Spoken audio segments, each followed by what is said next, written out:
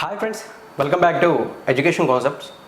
If in case మీరు government sector jobs గురించి చూస్తున్నారా, అది కూడా 10th క్లాస్ అండ్ ఇంటర్మీడియట్ క్వాలిఫికేషన్స్తోనే సెట్ చేస్తూ ఉంటే మీ ముందుకు ఒక మంచి జాబ్ నోటిఫికేషన్ డీటెయిల్స్ని ఈ వీడియోలో షేర్ చేయబోతున్నాను. ఈ జాబ్స్కి మీరు అనుకుంటున్నటువంటి 10th అండ్ ఇంటర్మీడియట్ క్వాలిఫికేషన్స్తో అప్లై చేయొచ్చు. అండ్ ఆల్సో ఇవన్నీ కూడా గవర్నమెంట్ సెక్టర్కి సంబంధించిన పర్మనెంట్ జాబ్లు. శాలరీస్ కూడా మనకి 30,000 40,000 ఈ రేంజ్లో అయితే ఉండడం అయితే జరుగుతాయి. ఇక మనం ఆలస్యం చేయకుండా ఈ నోటిఫికేషన్ ఏంటి, దీని వివరాలు ఏంటి అనేది స్టెప్ బై స్టెప్ క్లియర్గా తెలుసుకుందాం. అండ్ ఆల్సో ఎవరైనా సరే డిగ్రీ క్వాలిఫికేషన్తో గవర్నమెంట్ సెక్టర్లో ఒక మంచి జాబ్ చేయాలి అనుకుంటే మన సొంత స్టేట్లోనే పోస్టింగ్ వచ్చే విధంగా ఒక నోటిఫికేషన్ అనేది రిలీజ్ అయింది.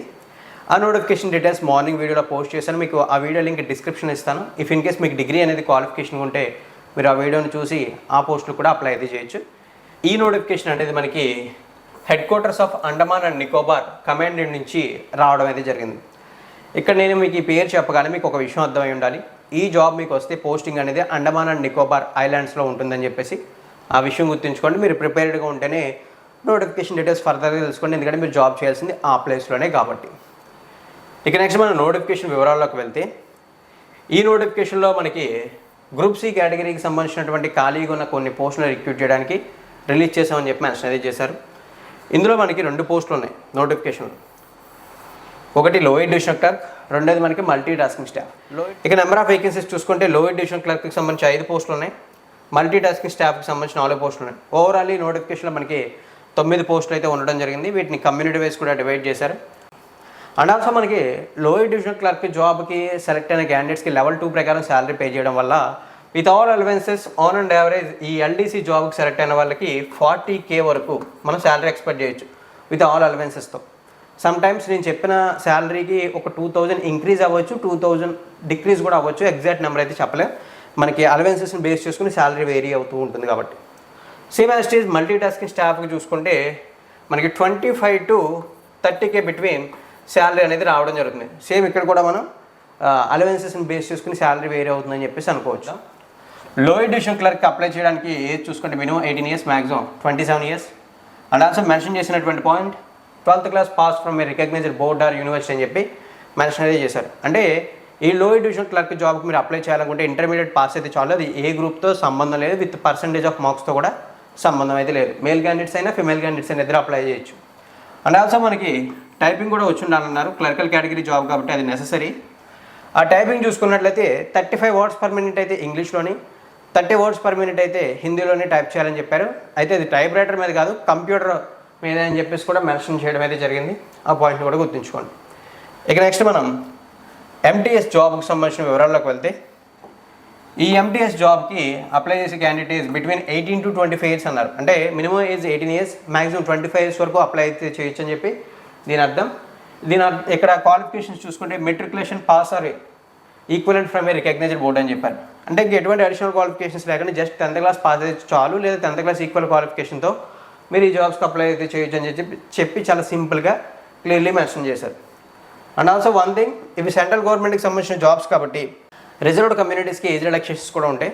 ఆ ఏజ్ రిలాక్సేషన్స్ అనేవి చూస్తే ఎస్సీ ఎస్టీ క్యాండిడేట్స్ అయితే 5 years, ఓబీసీ క్యాండిడేట్స్ అయితే 3 years, person with bench mark disability అయితే 10 years.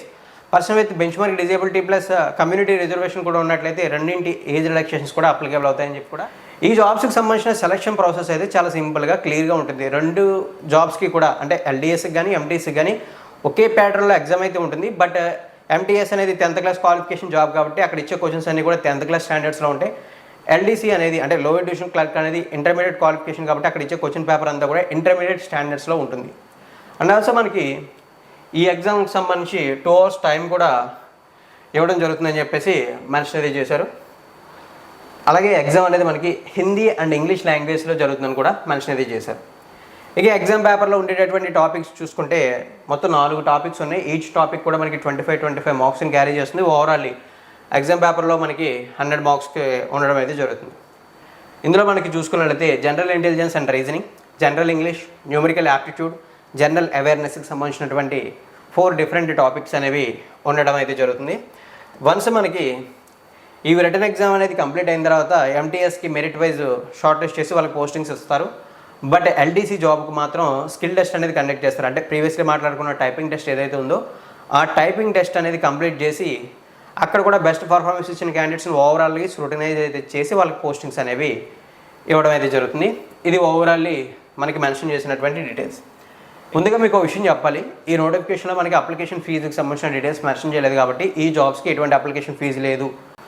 ఇక నెక్స్ట్ చూసుకున్నట్లయితే ఈ జాబ్స్కి ఆఫ్లైన్లో అప్లై చేయాలి. మనకు ఒక అప్లికేషన్ ఫామ్ని ప్రిపేర్ అయితే చేసుకుని అప్లికేషన్ ఫామ్లో మన డీటెయిల్స్ అన్నీ కూడా ఫిల్ చేసి ఏ పోస్ట్కి అప్లై చేస్తున్నాం ఆ పోస్ట్ నేమ్ మెన్షన్ అయితే చేసి రిక్వైర్డ్ సర్టిఫికేట్స్ అన్నీ కూడా సెల్ఫ్ అటెస్టెడ్ చేసిన తర్వాత మనకి ఇచ్చిన అడ్రస్కి పోస్ట్ చేయాల్సి ఉంటుంది.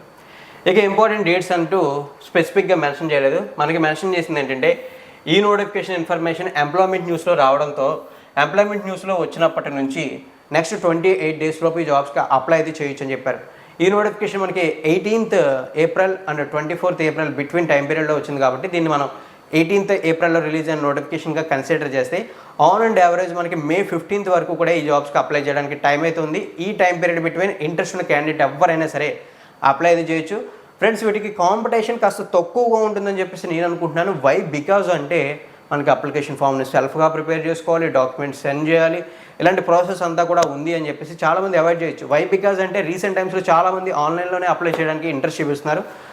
అప్లై చేయడంలో కూడా కాస్త సులభంగా ఉండాలనుకుంటున్నారు, ప్రిపరేషన్లోనే కాకుండా. అందువల్ల వీటిని కాస్త అవాయిడ్ చేసే అవకాశాలు ఉన్నాయి. అటువంటి టైంలో మీకు బెస్ట్ ఆపర్చునిటీ ఉంటుంది. దట్టు అప్లికేషన్ ఫీజు లేదు కాబట్టి జస్ట్ ఒక హాఫ్ అన్ అవర్ ట్రై చేసి అప్లై అయితే చేసేయండి.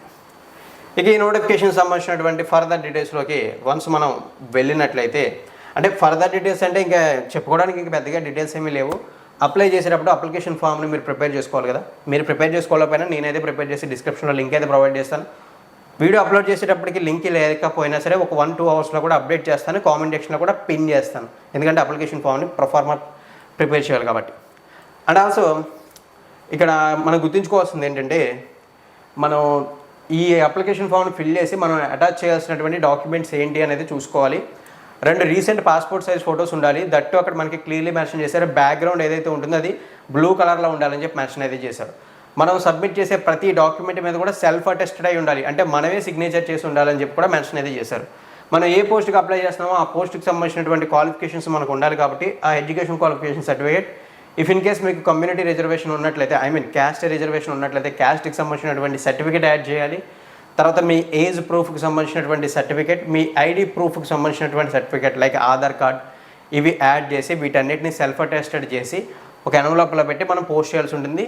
With speed post and also stamp charges కూడా అరౌండ్ 45 రూపీస్ అలా ఉంటాయి. ఆ స్టాంప్ కూడా తీసుకుని మనం స్టిక్ చేసి అందించాల్సి ఫార్వర్డ్ చేయాల్సి అయితే ఉంటుంది.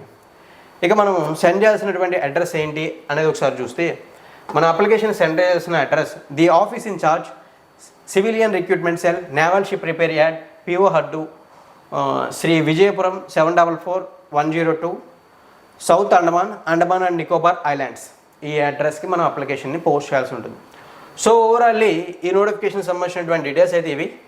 ఆల్మోస్ట్ ఆల్ ప్రతి ఇన్ఫర్మేషన్ కూడా నేను మీకు షేర్ చేశాను, అప్డేట్ చేశాను అనుకుంటున్నాను. ఇఫ్ ఇన్ కేస్ నేను ఏదైనా ఇన్ఫర్మేషన్ స్కిప్ చేశాను అనిపిస్తే ఈ నోటిఫికేషన్పై, లేదా మీకు ఏదైనా డౌట్ ఉంది అనిపిస్తే కామెంటేషన్లో కామెంట్ చేయండి. వీలైనంత వరకు మీ డౌట్స్ని క్లారిఫై చేస్తాను. And also notification related links ఏమైనా ఉంటే అవన్నీ డిస్క్రిప్షన్లో ఇస్తాను. చెప్పాను కదా మీకు అప్లికేషన్ ప్రొఫార్మా డిజైన్ చేసి మీకు ఇస్తానని చెప్పేసి డిస్క్రిప్షన్లో, అది కూడా మర్చిపోను, అది కూడా ఇవ్వడం అయితే జరుగుతుంది. మీరు ఇనీషియల్గా లేకపోయినా సరే ఒక 1-2 అవర్స్ తర్వాత మీరు డిస్క్రిప్షన్లో చూసినా కామెంట్ సెక్షన్లో చూసినా మీకు అవైలబుల్గా ఉంటుంది. ఓవరాల్లీ థ్యాంక్ యూ ఫ్రెండ్స్, వీడియోని ఎండింగ్ వరకు వాచ్ చేసి సపోర్ట్ చేసినందుకు.